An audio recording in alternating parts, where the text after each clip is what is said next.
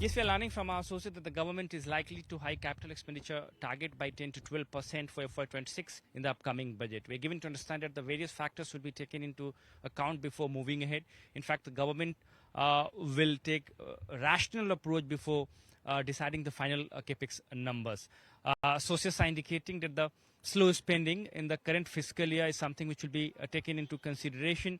In fact, as per the government estimate, actual capital expenditure in the current financial year will cross roughly 90% against the overall target of 11.11 lakh crore on back of higher spending in the second half of the current financial year. In fact, the government is also hopeful that the overall spending will increase during last quarter of the current financial year. In addition to that, key infrastructure sectors like railways, road transport and highways, housing may get higher 10 to 15% higher allocation. In addition to that, market borrowing is something which will be taken into consideration while deciding these numbers and make a better balance between fiscal prudence and capital expenditure.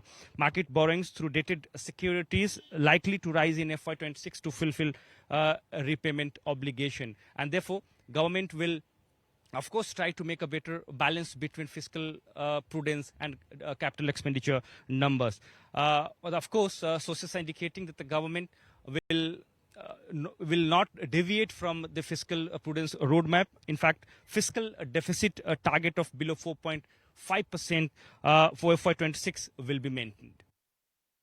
The stage is all set for the union budget for the financial year 2026. We are learning from our sources that the finance minister is likely to take several measures to boost domestic consumption. In fact, consumption-led growth is something which is on the government's agenda, and therefore several measures are likely to be announced. We are given to understand that the government is likely to provide relief to the taxpayers and middle class, where some reduction in taxes along with tax rationalization could be made.